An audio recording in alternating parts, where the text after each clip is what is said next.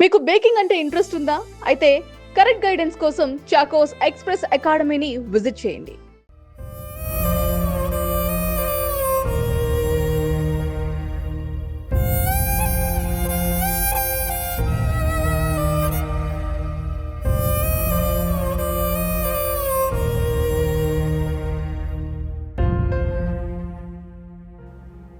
కన్నులలో ఉన్నదేదో కన్నులకే తెలుసు, కలలోన ఉన్నదేదో మనసుకే తెలుసు. ఆ కళ్ళల్లో ఉన్న అమాయకత్వం, ఆ మనసులో ఉన్న మమకారం, ఇవన్నీ మనకు కేవలం ఆమె పాటల్లోనే వినిపించాయి. ఆ పాట అమ్మ పాడిన జోలపాట, మన కోట్లాది గుండెలను ఓదార్చిన జానకమ్మ పాట. కానీ ఇవాళ ఆ గాన కోకిల గొంతు మూగబోయింది. సంగీత సామ్రాజ్యానికి అమ్మలాంటి ఆ స్వర మాధుర్యం ఇక లేదు. దశాబ్దాల పాటు తన అమృత గాత్రంతో కోట్లాది మందిని అలరించిన దక్షిణ భారత కోకిల ఎస్ జానకి గారు వయోభారంతో అనారోగ్య సమస్యలతో పోరాడి మైసూర్లో కన్నుమూశారు.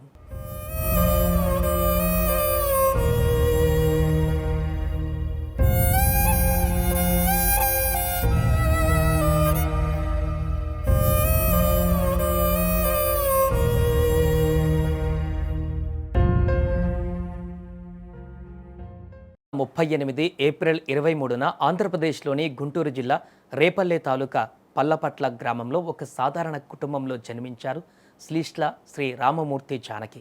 తండ్రి శ్రీ రామమూర్తి గారు ఉపాధ్యాయుడు, ఆయుర్వేద వైద్యుడు. చిన్నతనం నుంచే జానకి గారికి సంగీతం అంటే ప్రాణం. కేవలం 3 సంవత్సరాల వయసులోనే ఆమె పాటలు పాడడం మొదలుపెట్టారు. రేడియోలో వచ్చే లతా మంగేష్కర్, పి సుశీల, జిక్కీ గారి పాటలను విని ఆ గొంతులను అలవోకగా అనుకరించేవారామె. నాదస్వరం విద్వాన్ పైడి స్వామి గారి దగ్గర ఆమె సంగీతంలోని ఓనమాలు నేర్చుకున్నారు.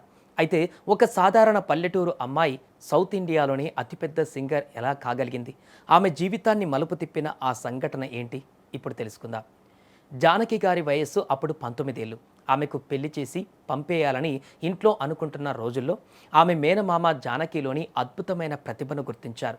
ఈమె గొంతు పల్లెటూరికే పరిమితం కాకూడదు, మద్రాసు వెళితే ఈమె జాతకమే మారిపోతుంది అని నమ్మి ఆమెను చెన్నైలోని ప్రసిద్ధ ఏవిఎం స్టూడియోస్కి తీసుకువెళ్లారు. అదే ఆమె జీవితాన్ని మార్చేసిన మలుపు. అక్కడ ఆమె స్వర పరీక్ష ఇచ్చారు.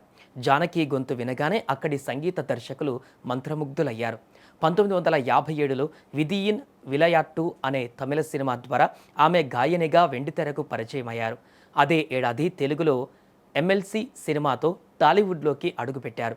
ఆ తర్వాత ఆమె వెనక్కి తిరిగి చూసుకోవలసిన అవసరం రాలేదు.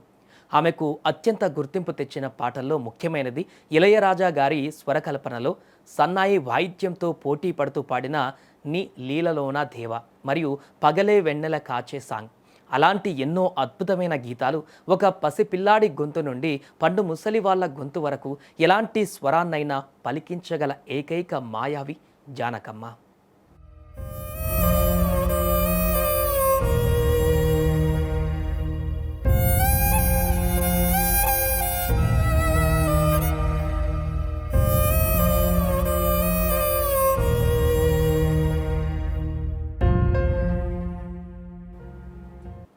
జానకమ్మ సృష్టించిన రికార్డులు వింటే మైండ్ బ్లాంక్ అవ్వాల్సిందే.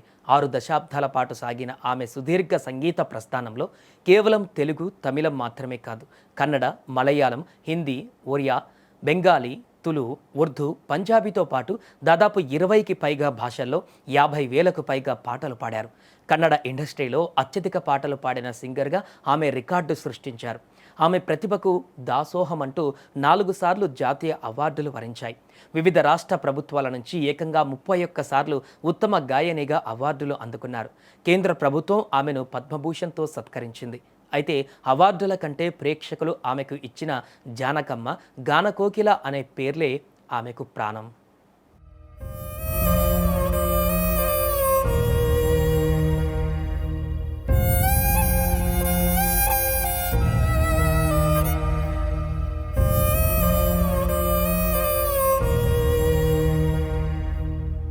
ఎస్పి బాలసుబ్రహ్మణ్యం, ఇళయరాజా, ఎస్ జానకి, ఈ ముగ్గురి కాంబినేషన్ ఒక సంచలనం.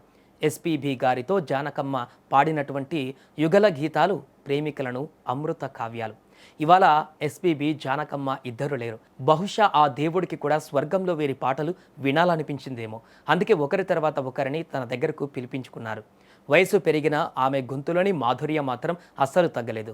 భౌతికంగా జానకమ్మ మన మధ్య లేకపోవచ్చు, కానీ ఈ జగత్తు ఉన్నంత వరకు పొద్దున లేవగానే వినిపించే భక్తి గీతంలో, మధ్యాహ్నము హుషారునిచ్చే జానపదంలో, రాత్రి జూలపాడే అమ్మ ఒడిలో జానకమ్మ గొంతు ప్రతిధ్వనిస్తూనే ఉంటుంది.